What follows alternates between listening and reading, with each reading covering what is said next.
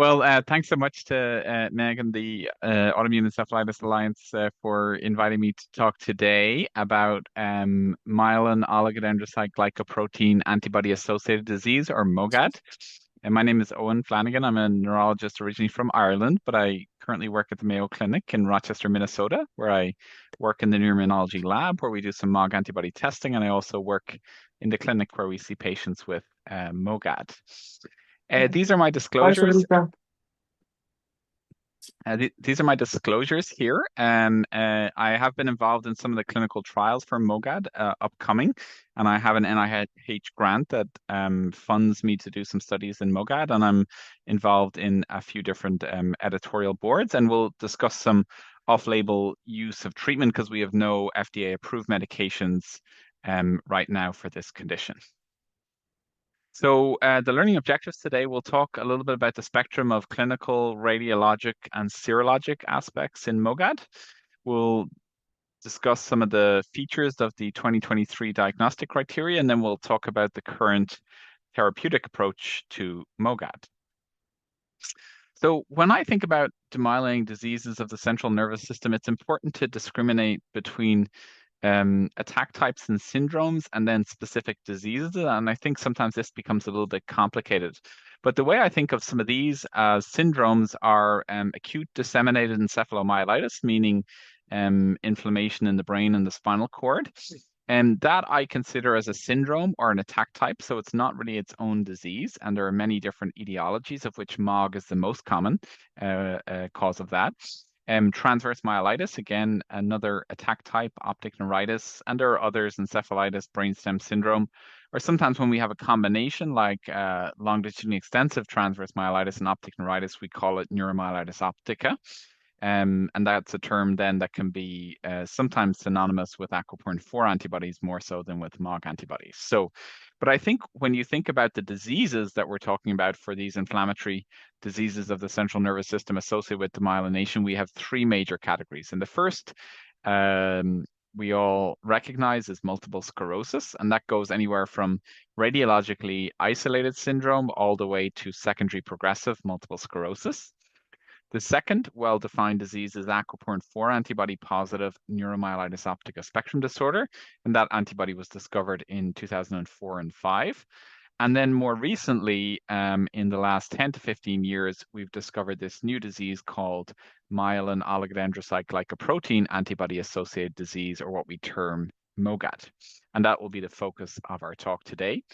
It is important to recognize that these top two conditions, we have many FDA-approved, highly effective treatments, but we have none for MOGAD. So we're a little bit behind in MOGAD, but we're trying to catch up, and that will be a theme of the end of our talk today about how we can move the field forward to get treatments for patients. So I'm going to start off with the patient. This was a 47-year-old man that I had seen in our neuro ICU, and he had initially had a viral prodrome, a viral-like upper respiratory tract infection, and then developed subacute encephalopathy, developed numbness and weakness in his arms and legs, and neurogenic bladder, and then really became very sick and became comatose and quadriplegic. So over the course of a few weeks, he went from normal to being in a coma, quadriplegic, mechanically ventilated. And actually, it's interesting, we'll come back to this, his initial MRI was done and that was normal, completely normal initial MRI. But then a subsequent MRI showed multiple different T2 hyperintensities within the brain that we can see here, and also some signal abnormalities within the middle cerebellar peduncles that we can see here. And then in the spinal cord, there was also a lesion within the spinal cord that was kind of central on the axial images. He had a workup, was found to have an elevated white blood cell count of 139 cells, which is quite high, higher than we typically see in multiple sclerosis. And his oligoclonal bands were negative, again, arguing against multiple sclerosis for this case. He was transferred to our neuro ICU from outside, and at the time, we didn't have MOG antibodies readily available, so he actually underwent a brain biopsy and they took a sample from this part of the brain over here. And the brain biopsy showed prominent demyelination, loss of MOG protein, which is a myelin protein, and loss of MAG protein. And there was also prominent microglial infiltration and evidence of complement deposition on the brain biopsy. So certainly evidence of inflammation and demyelination. And but at the time, we didn't know exactly what the etiology was. But we did send off his MOG antibodies on a research basis, and they came back a week later after his biopsy showing a very high positive result. So this patient was treated with IV steroids and then plasma exchange, which removes all your antibodies through a central line, for 7 treatments. And the great thing was he returned to my clinic 3 months later. We had diagnosed him with MOG antibody-associated disease, and he came back and he was normal. So he went from as sick as the neurology patient can get, comatose, unable to move his arms and legs, urinary catheter in place, back essentially to normal, some mild cognitive issues, but overall normal. He had a repeat MOG antibody 3 months later, and that was still positive. And then while we were tapering his steroids, he was on a prolonged oral steroid taper. He developed bilateral optic neuritis, like we can see here, inflammation in both optic nerves. And then he was placed on a steroid-sparing medication, initially azathioprine, didn't tolerate that very well. Then mycophenolate, which was also not tolerated well. And subsequently, he's been on a medication called tocilizumab, which is an interleukin-6 blocking medication, and is tolerating that medication well. Just to show his MRIs, which I think is a nice story here and tells a bit about the story of MOG antibody disease. As I mentioned, his initial MRI was normal. Then 6 days later, he began developing these T2 hyperintensities within the brain and the spinal cord. Later on, the spinal cord lesions resolved and the brain lesions began to resolve. This is a bit different to MS that we'll talk about later, multiple sclerosis, meaning multiple scars within the brain. The MOG antibody lesions don't tend to form scars. And 2 years later, his MRI showed no evidence of any lesions. So all of these lesions had disappeared. And 7 years later, it was the same. There was no lesions left over in the brain. But what you will see is that the brain here was fairly full, no atrophy, but you can see here the prominent thinning. So even though the lesions disappeared, there is some residual damage from all of that inflammation that was left over in this patient and contributed to some of the cognitive difficulties that they were having, even though they had made a remarkable improvement. So it just highlights that the MOG antibody disease is quite destructive, even though patients can recover well clinically. So how did we discover the MOG antibody? Well, this was a study led by Kevin O'Connor. And what he did was he looked at a whole group of patients and he was trying to disprove that myelin antibodies were a marker of multiple sclerosis. But what he came across serendipitously was a whole group of pediatric patients predominantly in this study that had very elevated antibodies to MOG. And MOG is located on the surface of the oligodendrocyte. So it's a bit different to aquaporin 4, which is located on the astrocyte. And it was always thought to be a potential immune marker for MS, but the studies were kind of conflicting. And when they did this study with MOG in its conformational form, they were able to find this syndrome that was not MS. So what about MOGAD that we know now? Well, we know that some of these cases can be preceded by an infection or a vaccination. That the disease can affect any age, but children seem to be particularly predisposed. So they account for about 20 to 25% of new cases. And indeed, if you have CNS demyelinating disease as a child, it's about a 30% chance or a third of those cases will be MOGAD. So it represents a high proportion of demyelinating disease in MOGAD. But nonetheless, the majority of patients who have their first episode are going to be adults, so 70 to 75%. There's a slight female predominance compared to males, but not as much as we see with MS or with neuromyelitis optica spectrum disorder. And we recently did an epidemiology study in Olmsted County here in Rochester, Minnesota, which you'll see here. And we found the incidence to be 3 per million person years and a prevalence of 3.7 per 100,000. So it's probably 50 times less common than multiple sclerosis in our region because we're further from the equator and MS tends to be more common in our region. So it's certainly much less than MS, but still important to pick up in those patients that have this condition. One of the things we're recognizing recently is that we have a large proportion of patients that will have late adult onset MOGAD, and that's MOGAD occurring beyond 50 years, so 50 years or older, and that accounts for about a quarter of our new cases. And in this situation, it's often misdiagnosed, so these patients They often present with optic neuritis, and then they might be told they have temporal arteritis, sorry, misspelling there, or ischemic optic neuropathy. And we see a high frequency of side effects in these patients because they're a little bit older. They're more prone to steroid-related and other side effects. But they do tend to have pretty good outcomes compared to older adults. And here you'll see some of the differences in the phenotypes. What you'll find is optic neuritis is pretty dominant in this age group, and we don't see as much ADEM as we see in children. Is 194. So here we can see the attack types in MOGAD. So if you're younger than 18 years, so this we see. Today had a witness. I think somebody might need to mute there. Sorry.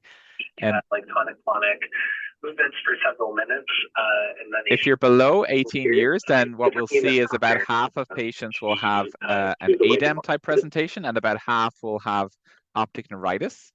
On the other hand, in adults older than 18 years, just over half of patients will have optic neuritis. So optic neuritis is the most common attack type, but then myelitis or inflammation within the spinal cord becomes more common in adulthood, and ADEM tends to be less common in that cohort. So in terms of the optic neuritis, the most common, this is the most common manifestation, as I mentioned, and about a third of cases have bilateral optic neuritis. It usually begins with pain behind the eye and then pain with eye movement. And if you look in the back of the eye, this is a good clue for neurologists. It's very important to do your fundoscopic examination because up to 85 to 90% of these patients will have optic disc swelling or that optic disc edema. And that can be a big clue towards optic neuritis. We don't tend to see that as much with some of the other causes of optic neuritis, like in MS, for example. Also, the episodes tend to be more severe, so most patients will be almost blind in one eye when they do have these episodes. So the median visual acuity is count fingers, and it does tend to recover better than aquaporin 4 positive NMOSD. And when we do an MRI, we always ask for an MRI of the orbits with fat-saturated images. I'll show some examples of the importance of that in the next slide. But what we tend to see is this inflammation in the optic nerve that's in the anterior optic nerve, and sometimes it spreads into the fatty tissue. So we can see a spread here from the nerve into the adjacent orbital fat, or sometimes it'll involve the sheath. We can see this kind of tram track appearance where it involves more the optic nerve sheath that we sometimes term optic perineuritis. Other times, if you have bilateral optic neuritis, you might have bilateral longitudinally extensive lesions, which means it extends beyond 50% of the length of the nerve. So if you have a bilateral anterior optic neuritis, MOGAD is going to be the most common cause of that.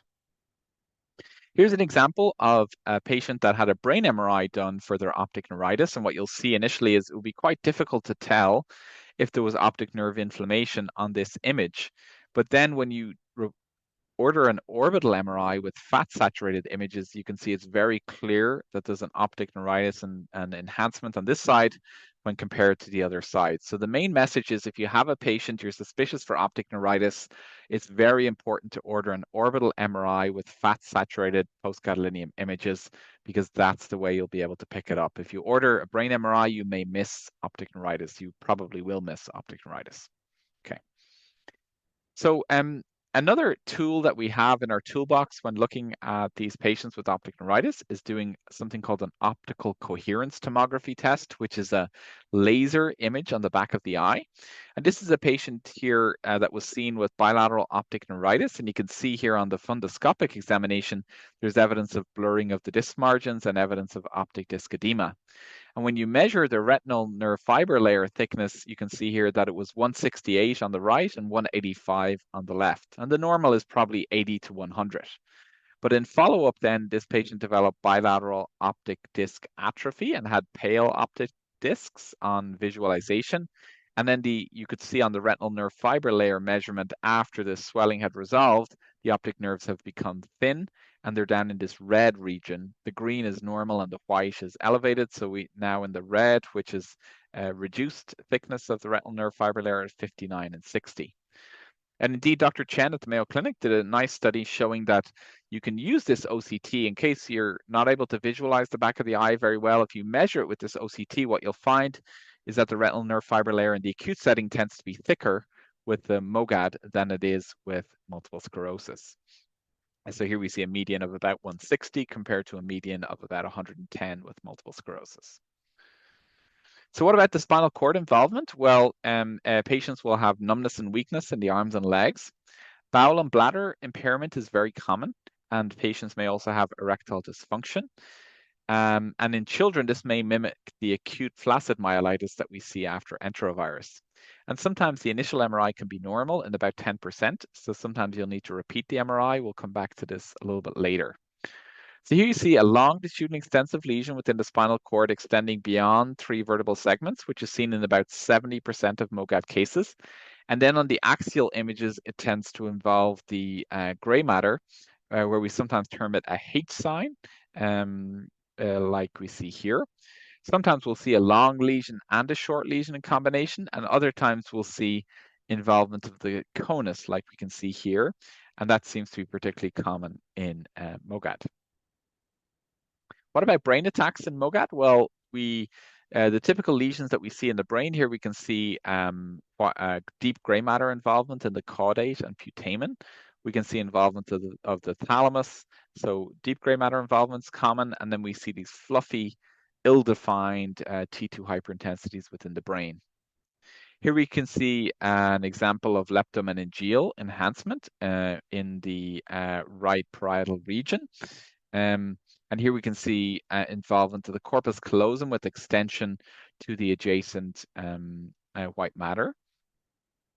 And then here we can see more diffuse lesions within the brainstem, the pons here, and the middle cerebellar peduncles. These are typical lesions we see with MOGAD.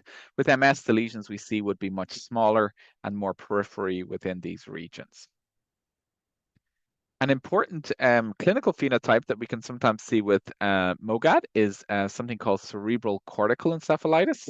And we have found this in about 6.7% of our MOGAD cohort at Mayo Clinic. What we'll see, these patients can present with symptoms of headache, seizures, encephalopathy.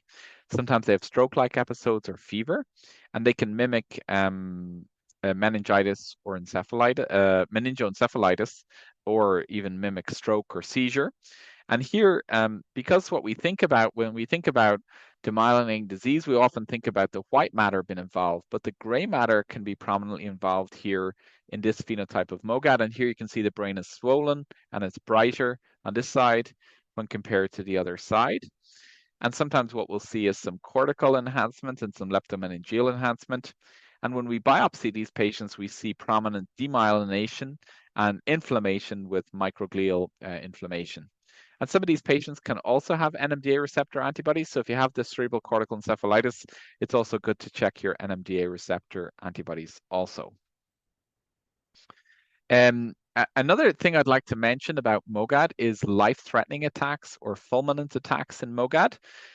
We had looked at this before at Mayo Clinic, and we found about 3% of patients would require mechanical ventilation during their attacks of MOGAD or of aquaporin 4 positive NMOSD. And it's increasingly recognized that these patients, up to a quarter of patients with brain attacks, can have increased intracranial pressure. And sometimes these patients will have extensive white matter cerebral edema, and this can result in downward pressure. Here we can see some herniation and almost appears like an Arnold-Chiari malformation where you're getting downward herniation on the brainstem, and this is life-threatening, and patients have actually died from this increased intracranial pressure.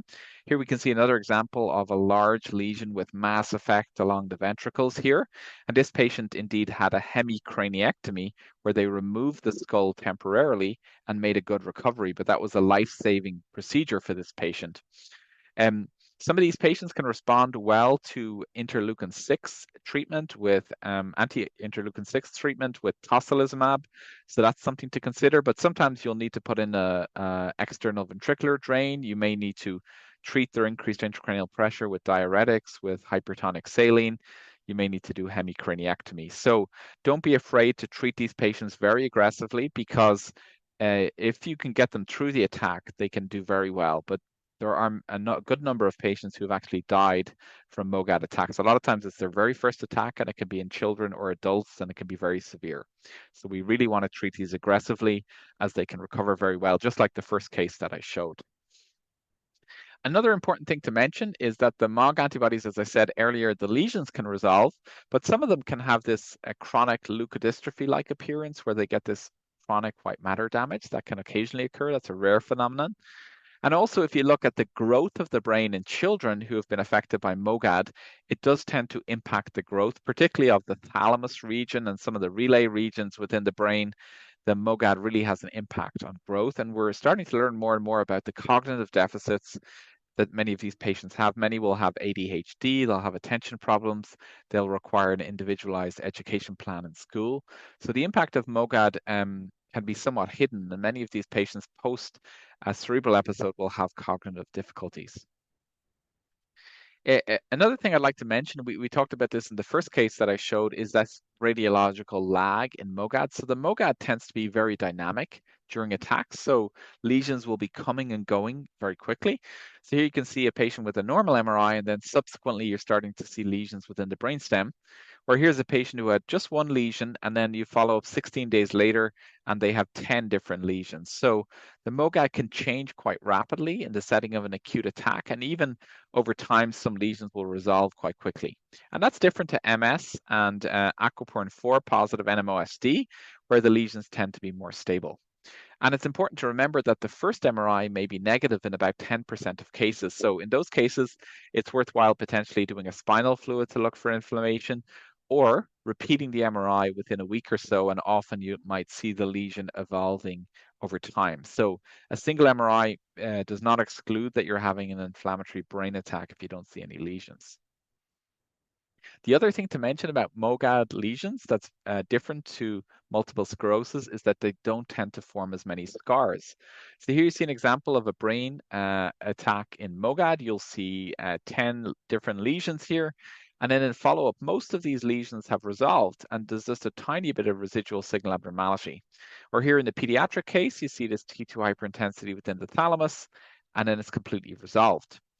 Here we see an MS, we see a typical lesion, and then as we know, multiple sclerosis, the term multiple sclerosis means multiple scars, so these form residual scars within the brain, or here's another acute attack in the periventricular region, and then a persistent scar within the brain.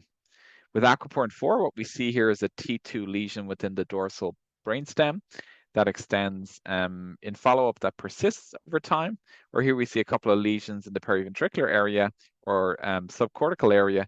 And again, both of these lesions persist over time, although they decrease in size a lot.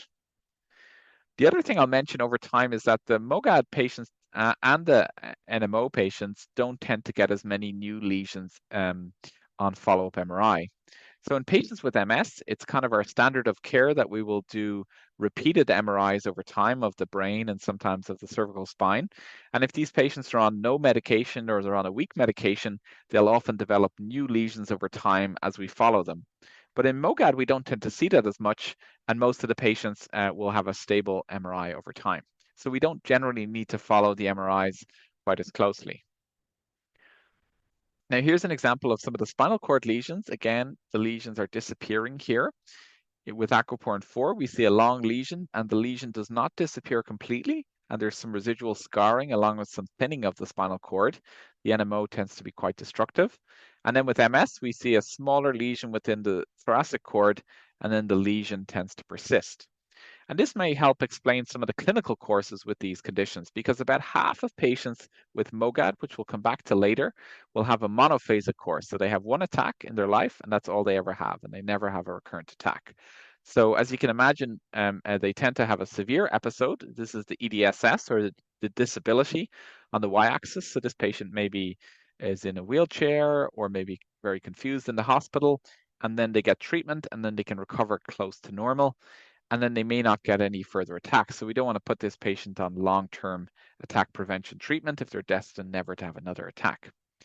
On the other hand, other patients will have more of a relapsing course, and with each attack, they may have some residual disability, and they tend to get a little bit more disability, so they may lose a little bit of vision each time, but it's mild, and but they will lose a little bit of ground each time they have a new attack, even if they're treated.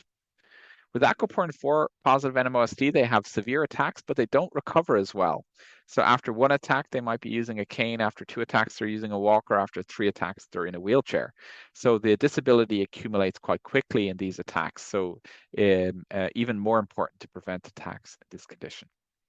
And then with MS, we have milder attacks, but then we can later get this secondary progressive, or we can have a primary progressive form. And it might be that those residual lesions are a nidus for ongoing destruction within the spinal cord, while the lesion resolution is part of the is consistent with the recovery and resolution of lesions that we see with MOGAD. What about spinal fluid? Spinal fluid is quite useful. One of the things to know about the spinal fluid in MOGAD is that about 15% of patients or less will have oligoclonal bands. And that's different to MS, where 85% will have oligoclonal bands. So if you do have a patient, you think it's MOGAD, you find oligoclonal bands, just always double check. Are you sure it's not MS? And you might want to look at your brain MRI, look at how those lesions are resolving or persisting over time, and that can help you discriminate those. The other thing to mention is that when we measure the degree of inflammation or the white blood cell count in the spinal fluid, when you have a myelitis or a brainstem syndrome, we tend to see elevated white blood cell counts, but we don't tend to see it as much with optic neuritis. So the CSF parameters can differ depending on what type of attack you have. Now, how do we test for the MOG antibodies? So MOG antibody-associated disease. So the MOG antibodies are an absolutely crucial part of this. And it's important just to have a little bit of knowledge about how we test for the antibody. So here's what we do. We have these cells that are called HEC293 cells, or human embryonic kidney cells. And with these cells, we can transfect the MOG onto the surface of some of the cells. So in red here, you'll see a MOG transfected on the surface here, or over here, a MOG on the surface of the cell, okay? And then we have other cells that serve as a control that have no MOG on the surface. So this is a control here, control over here. And then what we do is we add the patient's serum or spinal fluid in that case. And then what we look for is binding to that receptor.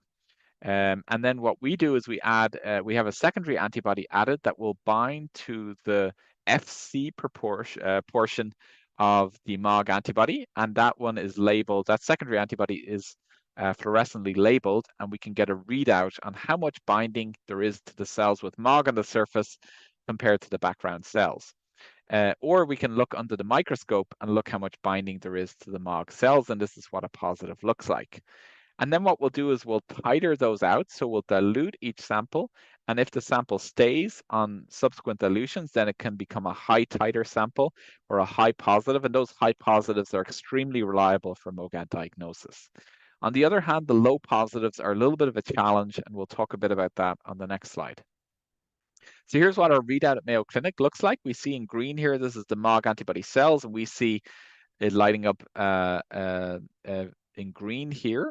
And then what we see is the background cells. So we're getting much higher fluorescence here with the MOG cells than we are with the background normal yellow cells here. And we can measure that proportion and see if it's above our cutoff. And it's interesting, the MOG antibody is still a very good test compared to rheumatology. It's a much, much better test, but you have to be a little bit careful with low positives. So there was an assay comparison study, and they looked at all of the negative samples. And if you sent the sample to multiple labs that was clearly negative, it would be negative pretty much in all of those labs. And similarly, if you sent a high positive to all the labs, what you would find is that it's high positive in all of those labs. But if you send a low positive antibody to multiple different labs, you'll get a big variety of results. It may be positive in one, it's negative in another, it's positive in another, it's negative in another. So there is a bit of a challenge around the low positive results. And we did a study at Mayo Clinic looking at our antibody tests, and what we found is that if you had a high titer, you had basically no false positives. All of the people with this very high titer would have MOGAD. On the other hand, if you have a low titer, you may even only have a 50-50 chance, depending on the ordering probabilities, you may only have a 50-50 chance of having MOGAD. So you got to be very careful with these low positive results and make sure does everything else fit with MOGAD. So the MOG antibody test is a little bit sticky, and that's why you can sometimes get low positives with other conditions.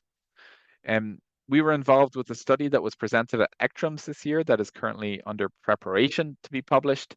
And this was looking at a comparison of what we call the live cell-based assay, where we measure the MOG antibodies with living cells, which is always an optimal way to measure them, or if we kill the cells and then we measure it. And what we found was that the sensitivity was a good bit higher with the live cell-based assay, although there were a few more false positives detected.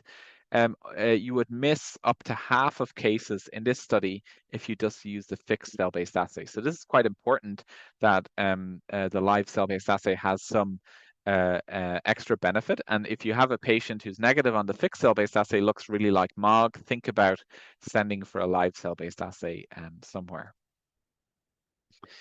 We're looking at some research studies looking at the CSF MOG antibody testing. This has kind of been a bit variable across studies. We're wondering if it might have use in our lab. We tested all our MOGAD patients and we found about 80 to 85% of them who we had spinal fluid on, they were also positive in the spinal fluid. And sometimes patients are only positive in the spinal fluid. And in that situation, it's important to do a spinal fluid to make the diagnosis. But you can see that sometimes some of the disease controls, you can sometimes have some low positive results with CSF testing. So the CSF may have a role, but you have to be a little bit cautious with those low positive results. And this is just some examples from our lab of what we've seen. And there are other studies that have, again, suggested variable results, some of them showing that the CSF was not quite as useful, other ones showing that it was more useful. So more studies to come there. I do think that if you're positive in serum and in spinal fluid, that makes it less likely you're going to be a false positive and more likely you have a true positive MOGAD. But this is not commercially available yet. We just offer this on a research or development basis right now. MOG antibodies test persistence over time. So in some patients who have that monophasic course, the antibodies will become negative, and those patients are less likely to relapse if the antibody is negative over time, compared to patients with higher titers that persist over time. They're more likely to resolve. But we make most of our decisions based on clinical grounds rather than just on the serology. This is the diagnostic criteria for MOGAD, just to highlight. You have to have one of those clinical syndromes that I mentioned earlier, along with the MRI features. You have to have a MOG antibody positive result.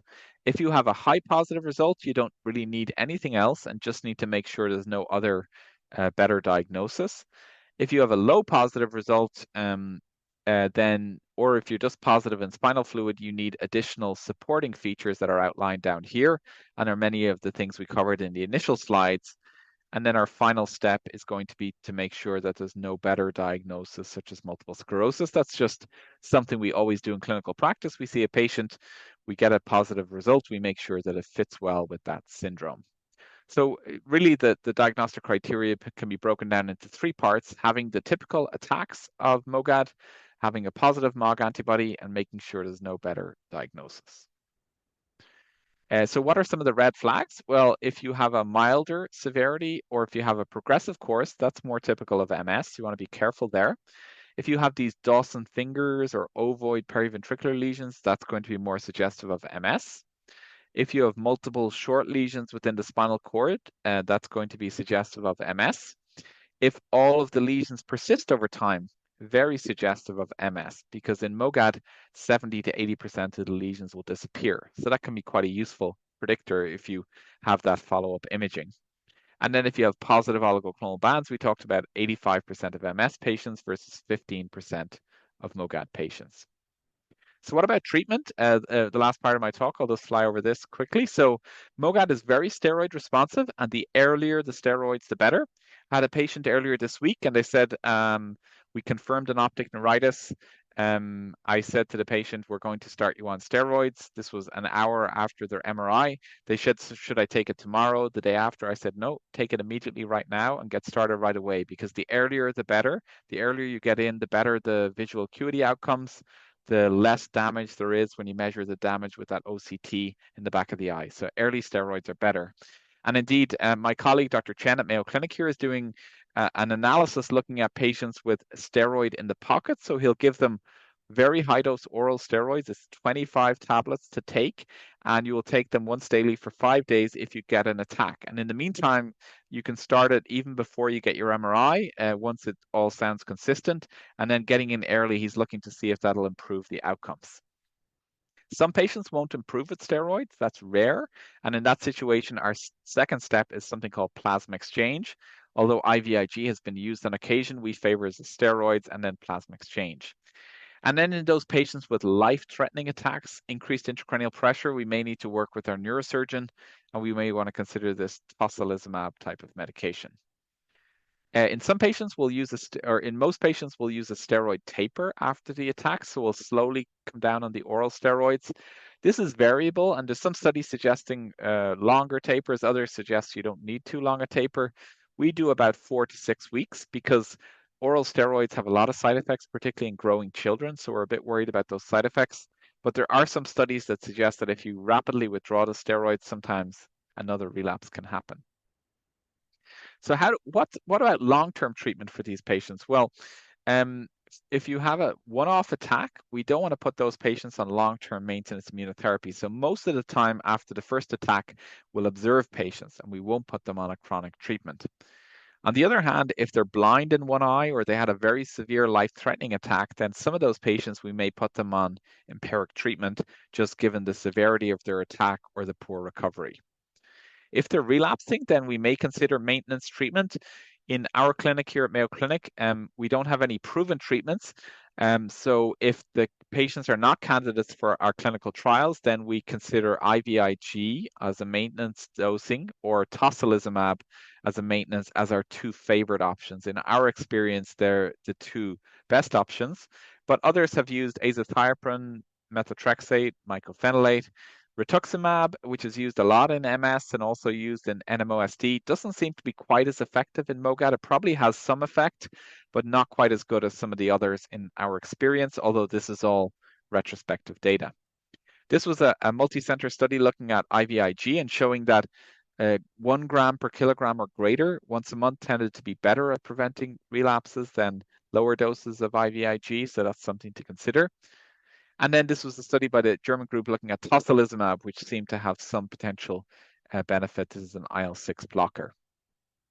But what I would say is it's very important. We now have many different approved treatments for MS. For NMOSD, we have nothing in MOGAD. So we really have to, if we can, try and enroll our patients into clinical trials to prove that medications will work. So there are 2 clinical trials open in the USA, the Meteoroid trial, and many of these are multi-center around the world indeed, with satralizumab, which is an IL-6 blocker. And then the other medication is the COSMOG study and rosanolixizumab, which is an FcRn blocker that depletes your antibodies and prevents recycling of antibodies.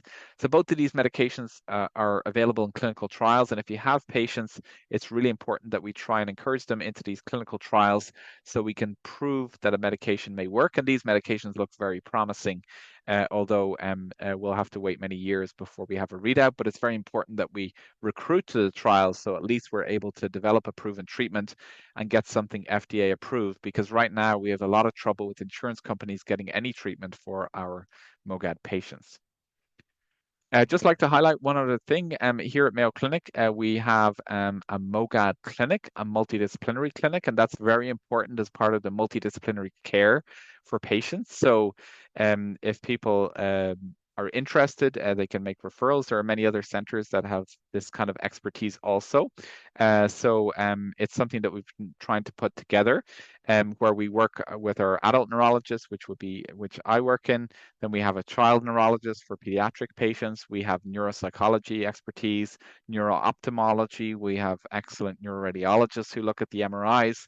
We have pain medicine if there's pain issues. We have urology for bladder issues or erectile dysfunction. We have the neuroimmunology lab on site here where we look at some of the antibody testing, and we can also look at some other immune markers like interleukin-6, for example, can be elevated in MOGAD. We have a rehab team that can help, and transfusion medicine can also help with plasma exchange. So I'm going to conclude here. I'll just highlight that we talked about MOGAD, the main syndromes being ADEM in children and optic neuritis, and then in adults, optic neuritis being very dominant. We talked about some of the radiological features of optic neuritis. We also talked about the optic disc edema. We talked a little bit about the spinal cord lesions, the brain lesions, this cerebral cortical encephalitis. We talked about lesions resolving in MOGAD, not forming scars like MS. We talked about the challenges with low positive MOG antibody. We talked about 15% having oligoclonal bands and the potential of CSF MOG antibody testing, but we're not sure yet. We talked about the latest diagnostic criteria. And then we talked about the clinical course, half of patients having one attack and others having relapsing attacks. And we talked about steroids being quite useful in the acute attack. And then we don't use attack maintenance treatment for those with the monophasic course, but in the relapsing course, we may consider IVIG, an interleukin-6 blocker, or preferably, if we can, we will try and enroll these patients into clinical trials and get a proven medication for this condition. So this is our pneumology group at the Mayo Clinic. There's an overrepresentation of Irish people here, so they call us the Irish Mafia over here. Some of my work has been supported by the MS Centre at Mayo Clinic and also the NIH with an Aura1 grant. And this is the diagnostic criteria group that gathered for up to 2 years, I think. It was 6 a.m. every Friday morning for me, so early starts, but a really successful, great collaborative project led by Brenda Banwell and colleagues. So I'll be happy to open it up for any questions, and thank you.